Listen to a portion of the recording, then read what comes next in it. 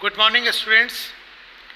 BSc part second, physics paper third, optics की previous classes के अंदर हमने इंटरफेरेंस व्यतिकरण क्या होता है, व्यतिकरण में ऊर्जा वितरण या इंटेंसिटी डिस्ट्रीब्यूशन क्या है, यंग द्विसलिट प्रयोग के हिसाब से फ्रिंज विड्थ क्या है, फ्रिंज पर किस किस चीज़ का फर्क पड़ता है, व्यतिकरण की आवश्यक शर्त, कला संबद्ध स्रोत क्यों आवश्यक है और कला संबद्धता किस तरह की होती है, ये हमने लास्ट क्लासेस में पढ़ा है। आज की क्लास में हम पतली फिल्म के कारण व्यतिकरण को पढ़ेंगे। सामान्यतः आपने देखा होगा कि साबुन का बुलबुला हमें रंगीन नज़र आता है, उसमें अलग अलग तरह के कलर नज़र आते हैं। इसी तरह से अगर कोई बहुत पतली ऑयल की ड्रॉप पानी पे होती है तो सामान्यतः वह काली नज़र आती है। ऐसे अनेक उदाहरण हैं जहाँ बहुत पतली फिल्म में हम कोई विशेष चीज़ का प्रेक्षण करते हैं। बेसिकली ये पतली फिल्म के कारण व्यतिकरण है। पतली फिल्म पतली कितनी, लगभग तरंग दैर्ध्य की कोटि की। प्रकाश का तरंग दैर्ध्य 10⁻⁻7 मीटर में है, यानी कुछ माइक्रोन्स तक की मोटाई की अगर कोई फिल्म है तो हम उससे व्यतिकरण का प्रेक्षण कर सकते हैं। हम यहाँ पर इसको समझने के लिए इस चित्र को देखें। यहाँ मैंने एक चित्र लिया है जहाँ टी मोटाई की एक फिल्म है। ये देखें, ये टी मोटाई की एक फिल्म है जिसका अपवर्तनांक n है। इस पर कोई आई इंसिडेंट लाइट है। आप देखिए, प्रकाश की एक किरण जब यहाँ आपतित होगी तो इसका कुछ हिस्सा अपवर्तित होगा, कुछ परावर्तित होगा। अगर परावर्तित हिस्सा R1 है और यहाँ से जो अपवर्तित हिस्सा है वह पुनः इसकी दूसरी सतह पर जाके C1 पर पुनः परावर्तित और अपवर्तित होगा। जो अपवर्तित पार्ट है वो T1 के रूप में हमारी किरण निकल जाएगी, लेकिन जो हिस्सा यहाँ से परावर्तित होगा वह पुनः प्रथम सतह पर आएगा और यहीं आंशिक रूप से परावर्तित और अपवर्तित होगा। इस तरह से जो यहाँ से अपवर्तित होगा उसमें हमारे को किरण R2 मिल जाएगी, लेकिन जो यहाँ से परावर्तित होगा पुनः दूसरी सतह पर जाएगा, वहाँ पुनः अपवर्तन परावर्तन होगा और हमें T2 किरण मिलेगी। ये क्रमागत लगातार चलेगा, यानी यहाँ पर R1, R2, R3, R4, R5 अनेक किरणें मिलनी चाहिए। वैसे ही यहाँ पे ट्रांसमिटेड में अनेक किरणें T1, T2, T3 मिलनी चाहिए। फिर हमने दो को क्यों डिस्कस किया? इन दो को डिस्कस करने का मेन कारण है कि हमारे पास यहाँ पे कितना पोर्शन रिफ्लेक्टेड होता है, ये फ्रेनेल का सूत्र है। और इसी के साथ हम जानते हैं कि ऊर्जा संरक्षण से जो R² + T² है वो 1 होगा। तो सामान्यतः जो परावर्तित हिस्सा है वो 0.2 होगा सामान्यतः, और पारगमित हिस्सा 0.98 होगा। अब जब वो यहाँ क्रमागत अपवर्तन या परावर्तन होंगे तो इनकी तीव्रता में बहुत बड़ा अंतर आता जाएगा। हम अगर R1 और R2 की तीव्रता भी देखें तो इन तीव्रताओं में बहुत बड़ा अंतर होगा। लगभग अगर हम बात करें तो यह नहीं करते हुए लगभग 40 to 50% इंटेंसिटी कम होगी, और यहाँ T1 और T2 की भी इंटेंसिटी मूल से बहुत कम होगी। अगर हम R3, R4 या T3, T4 की बात करें तो उनकी तीव्रता R1 के मुकाबले बिल्कुल शून्य के समान होगी, 2%, 3%। इस कारण हम केवल दो ही किरणों की बात कर रहे हैं, R1 और R2 और T1 और T2। इससे आगे जो परावर्तित प्रकाश की किरणें आएंगी वह हमारे लिए महत्वपूर्ण इसलिए नहीं है क्योंकि उनकी तीव्रता या उनका आयाम बहुत कम होगा, नगण्य होगा। इसी तरह से यहाँ पर भी T1, T2 के अतिरिक्त हम और देखें तो वह सब नगण्य होगी। अब इस तरह से हमारे पास पतली फिल्म के कारण परावर्तित माध्यम में और पारगमित माध्यम में दो तरह का व्यतिकरण प्रेक्षण होगा, एक परावर्तित माध्यम में और एक पारगमित। आज की क्लास में केवल मैं पथांतर की बात करूंगा। यहाँ पे ध्यान दें कि जो पथांतर का हम सूत्र निकाल रहे हैं वो परावर्तित और पारगमित दोनों के लिए सिमेट्रिक होगा, क्योंकि फिगर्स दोनों तरह के सिमेट्रिक होंगे। हम परावर्तित माध्यम में पथांतर की गणना करते हैं तो देखिए पथांतर कितना होगा। एक रे जा रही है मेरी P1 R1 और दूसरी जा रही है P2 R2। तो यहाँ पर जो पथांतर आएगा वो आप निकाल के देखें। यहाँ से अगर मैंने अभिलंब ए डाला तो जो मेरा पथांतर होगा वो होगा P2A। मैंने यहाँ से पथांतर डाला तो आप पथांतर को देखें, ये किरण P1 वाली तो A तक पहुंची, तब तक दूसरी किरण P1 से C1 गई, C1 से P2 आई, तो इनका जो पथांतर होगा वो होगा म्यू माध्यम में, रिफ्रैक्टिव इंडेक्स n माध्यम में P1 C1 plus P2 C2, और इसमें से माइनस कर दीजिए P1A। एक बार पुनः समझने की कोशिश करें, ये जो किरण है वो यहाँ से यहाँ गई n माध्यम में, इस n माध्यम में यहाँ तक आई, तो जब ये P1 C1 P2 ट्रेवल कर रही है n माध्यम में और दूसरी तब तक ट्रेवल कर रही है P1 से A, इसलिए जो पथांतर है वो होगा P1 C1 plus C1 P2 refractive index n के मीडियम में माइनस P1A। अब हमें यहाँ पे अलग अलग गणना करनी है, तो सिमेट्री से हम कह सकते हैं P1 C1 P2 C2 के इक्वल होगा। आप देख सकते हैं इस ट्रायंगल से उठा के देखें तो P1 C1 और P2 C2 इक्वल होंगे, ये दोनों कॉन्ग्रुएंट ट्रायंगल्स हैं। अब अगर मैं P1 C1 की कैलकुलेशन करूं तो आप यहाँ से देखिए, अगर ये एंगल R है तो ये एंगल भी R होगा। मैं यहाँ पे एक ट्रायंगल डिस्कस कर रहा हूँ P1 C1 N, P1 C1 N में ये N है। अगर यहाँ से मैं इसका मान ज्ञात करना चाहूँ, ये R है, इसका मान ज्ञात करना चाहता हूँ, तो इसका मान इन टर्म्स ऑफ T क्या आएगा, तो यहाँ से निकालते हैं हम। आप इस ट्रायंगल से देखें, इस ट्रायंगल से cos R का मान हो जाएगा T अपॉन P1 C1, इसका मतलब P1 C1 का मान हो जाएगा T अपॉन cos R। इसको मैंने समीकरण संख्या 2 दे दी। इसी तरह से मैं इस ट्रायंगल से कैलकुलेट करना चाहता हूं कि मेरे पास यहां से देखिए P1N कितना आ रहा है। अगर मैं P1N निकालना चाहूं, मेरा इसका उपयोग आना है P1N। इसी ट्रायंगल से देख लें ये जो P1N आ रहा है क्या है। अगर मैं P1N लिखूं तो यहाँ से आप लिख सकते हैं tan R is equal to P1N upon T, यानी P1N हो जाएगा T tan R। इसका उपयोग क्यों है ये आप यहाँ से देखें कि मेरे को जब इस ट्रायंगल को कंसीडर करूँगा तो पथांतर ज्ञात करने में काम आएगा। तो मैंने ये कैलकुलेट कर लिया P1N किसके इक्वल है, P1N है T sin R, तो यहाँ से P1 P2 मेरा आ जाएगा 2 टाइम्स P1N, ये हो जाएगा 2T tan R। मैंने यहाँ से P1 P2 का मान ज्ञात कर लिया है, PC का मान ज्ञात कर लिया है। अब मैं मान ज्ञात करना है मेरा पथांतर के हिसाब से P1A। तो आप यहाँ से ट्रायंगल कंसीडर कीजिए P1 P2 और A। मैंने ट्रायंगल कंसीडर किया है P1 P2 और A। अगर इस ट्रायंगल को देखें तो मेरे पास जो आएगा P1A, ये किसके इक्वल आएगा, जरा कैलकुलेट करके देखें। चूंकि ये एंगल I है यहाँ से, तो ये 90 माइनस I होगा और ये भी कितना हो जाएगा I के पॉइंट ऑफ व्यू से अगर मैं यहाँ पर साइन थीटा का मान लिखता हूँ तो मेरे पास आएगा sine I is equal to P1A upon P1 P2, अर्थात P1A का मान आ जाएगा P1 P2 that is 2T tan R sine I। अभी तक जो मैंने मान ज्ञात किए उनको एक बार देख लें। मैंने यहाँ एक ट्रायंगल कंसीडर किया है P1N C1, ये ट्रायंगल NCP2 के तुल्य है, इस कारण P1 C1 P2 C2 के इक्वल है। अब यहाँ से इस ट्रायंगल से देखें तो ये एंगल R है, तो ट्रिग्नोमेट्रिकल रिलेशन से मैंने इसका मान ज्ञात किया तो मेरे पास P1 C1 आ गया T अपॉन cos R।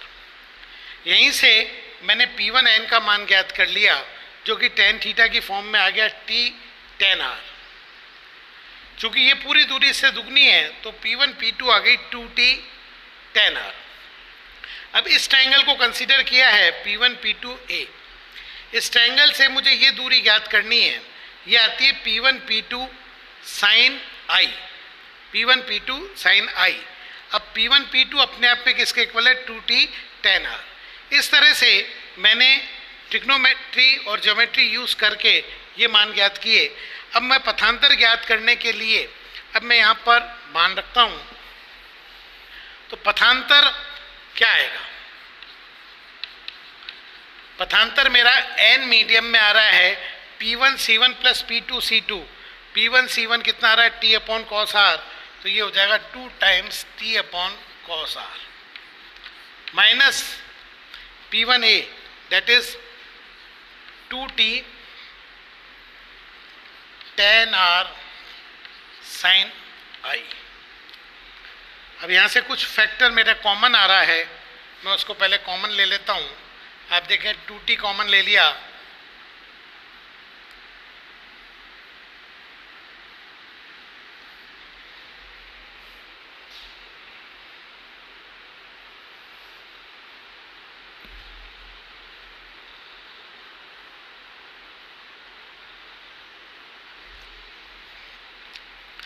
अब देखें इसको सॉल्व करना है हमें। और सबसे पहले एक बात ध्यान रखें, n अपने आप में होता है sine I upon sine r। इस कारण मैंने यहाँ से कुछ कॉमन ले लिया, जो मेरा पार्ट डिफरेंस आ रहा है उसमें देखें 2t n upon cos r मैं कॉमन ले लेता हूँ, यहाँ बच जाएगा 1 माइनस 2t बाहर आ चुका, tan r sine I cos r upon n। अब मैं n का मान sine I upon sine r रखता हूँ, तो आप देखेंगे जैसे ही sine I upon sine r रखता हूँ तो देखें 2t ये 1 है ही, tan r होता है sine I upon cos r, cos r और कॉस r कैंसिल हो गया, तो यहाँ पे बच गया साइन r। n का मान है sine I upon sine r, तो साइन I कैंसिल हो गया, इसके कारण बच गया साइन r। आप देखें बच गया 1 minus sine square r, it's mean ये बच गया 2nt cos r, 1 minus sine square r जो अपने आप में कॉस स्क्वायर r है। इस तरह से हम यहाँ पर ज्ञात करते हैं पार्ट डिफरेंस, और ये पार्ट डिफरेंस आता है 2nt कॉस r। हमने एक t मोटाई जिसका अपवर्तनांक n है, उस पतली फिल्म ने जो 2 क्रमागत परावर्तित प्रकाश की किरणें हैं उनके मध्य पथांतर ज्ञात किया है, और वो आ रहा 2nt कॉस r। इसी तरह से अगर मैं पारगमित प्रकाश में भी पथांतर ज्ञात करता हूँ तो क्लियर है कि यहाँ से यहाँ आने के अंदर इसने ट्रैवल किया C1b वायु में, और इसने ट्रैवल किया C1 P2 इन n मीडियम।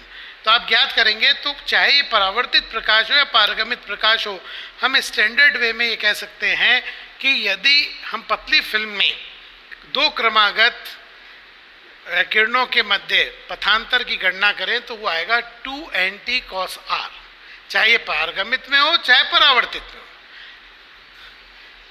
इस तरह से पतली फिल्म में व्यतिकरण के लिए जो पथांतर आता है वो आता है 2nt कॉस r। अब ये पथांतर पारगमित प्रकाश के लिए भी समान है और परावर्तित प्रकाश के लिए भी समान है। तो अगर हम बात करें तो यहाँ कितना, इसको देखें पथांतर, जब हम परावर्तित की बात करते हैं तो परावर्तित प्रकाश के अंदर जो पथांतर लेंगे वो ध्यान दें 2nt cos r minus lambda by 2 लेंगे। क्यों? क्योंकि जो परावर्तित प्रकाश है उसमें जो रे 1 थी वो डेंसर मीडियम से रिफ्लेक्ट हो रही है और R2 रेयरर मीडियम से रिफ्लेक्ट हो रही है। तो जब भी डेंसर मीडियम से कोई रिफ्लेक्ट होती है तो उसमें लैम्डा बाई 2 का पाथ डिफरेंस क्रिएट हो जाता है। इसलिए ध्यान देने की बात है कि रिफ्रैक्टेड मीडियम के अंदर या रिफ्लेक्टेड मीडियम में परावर्तित प्रकाश में हम प्रभावी path difference 2nt cos r लेंगे, जबकि अपवर्तित प्रकाश या जिसे हम कहेंगे पारगमित प्रकाश के लिए पाथ डिफरेंस होगा हमारा 2nt cos r। ये ध्यान देने की बात है कि केवल परावर्तित प्रकाश के अंदर λ/2 का पाथ डिफरेंस इंट्रोड्यूस होता है, पारगमित में नहीं होता है। इसे पाथ डिफरेंस कितना होगा 2nt cos r माइनस λ/2। अब अगर मैं परावर्तित प्रकाश की बात करूं तो परावर्तित प्रकाश में व्यतिकरण की क्या शर्त आती है? परावर्तित प्रकाश में व्यतिकरण के लिए हम सबसे पहले संपोषी व्यतिकरण की बात करते हैं। तो संपोषी व्यतिकरण के लिए हमारी कंडीशन होती है कि जो पाथ डिफरेंस है वो n लैम्डा के इक्वल हो, अर्थात 2nt cos r minus λ/2 n lambda होनी चाहिए। It's mean 2nt cos r should be equal to, जब λ/2 उधर चला जाएगा तो ये हो जाएगा 2n + 1 λ/2।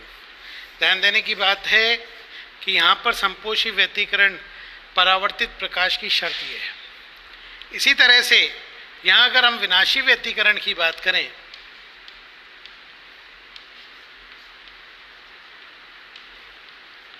तो विनाशी व्यतिकरण के लिए हमारी कंडीशन होती है कि जो पथांतर है 2n - 1 λ/2 के इक्वल होना चाहिए। It's mean 2nt cos r minus λ/2 2n - 1 λ/2 है,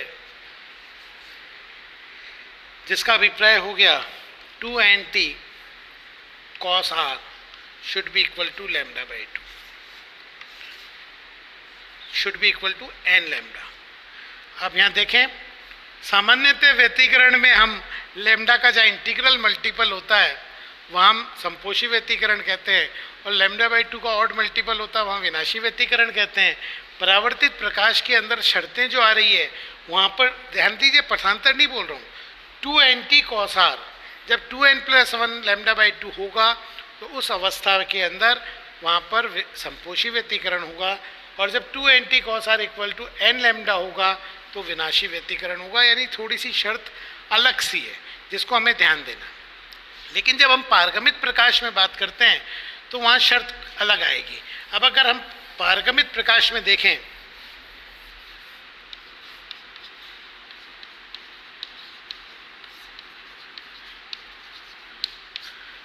पारगमित प्रकाश में अगर संपोषी व्यतिकरण की बात करें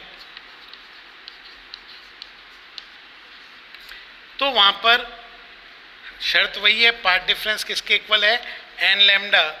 इसका मतलब 2nt cos r must be equal to n lambda. और विनाशी की बात करें अगेन वही शर्त है, पाथ डिफरेंस कितना होना चाहिए 2n - 1 λ/2। इसका मतलब 2nt cos r equal to 2n - 1 λ/2। अब देखिए, एक महत्वपूर्ण बात आती है कि जहाँ पर परावर्तित प्रकाश में जब संपोषी व्यतिकरण होता है तो उस अवस्था में पारगमित प्रकाश में विनाशी व्यतिकरण हो रहा है। हमारा परावर्तित प्रकाश संपोषी व्यतिकरण दे रहा है, जबकि पारगमित प्रकाश विनाशी व्यतिकरण दे रहा है। उसी तरह जब परावर्तित प्रकाश में विनाशी व्यतिकरण देखते हैं तो पारगमित प्रकाश में संपोषी व्यतिकरण देखते हैं, यानी जस्ट उल्टा है। जब परावर्तित माध्यम में संपोषी कंस्ट्रक्टिव इंटरफेरेंस है तो पारगमित में डिस्ट्रक्टिव विनाशी है। उसी का विपरीत भी कर ले कि जब जिस कंडीशन में रिफ्लेक्टेड के अंदर डिस्ट्रक्टिव मीन्स विनाशी व्यतिकरण है तो पारगमित में उसी अवस्था में संपोषी व्यतिकरण है। इसको हम पूरक फिल्म कहते हैं या पूरक फ्रिंजे कहते हैं। अगली कक्षा के अंदर हम इनको डिटेल में डिस्कस करेंगे। आज का हमारा टॉपिक था पतली फिल्म में व्यतिकरण क्या है। तो पतली फिल्म के व्यतिकरण के लिए हमने पथांतर की गणना करी, संपोषी व्यतिकरण में क्या शर्त होंगी, विनाशी व्यतिकरण में क्या शर्त होगी। और पहली चीज़ से साफ स्पष्ट होता है कि जहाँ संपोषी व्यतिकरण में चमकीली फ्रिंज होगी उस जगह विनाशी व्यतिकरण में डार्क या मिनिमम इंटेंसिटी की फिल्म होगी, यानी वहाँ डिस्ट्रक्टिव इंटरफेरेंस होगा। और इसी तरह से जब रिफ्लेक्टेड लाइट के अंदर डिस्ट्रक्टिव इंटरफेरेंस होगा तो ट्रांसमिटेड के अंदर वहाँ कंस्ट्रक्टिव होगा। इससे डिटेल हम नेक्स्ट टर्न पे डिस्कस करेंगे। Thank you.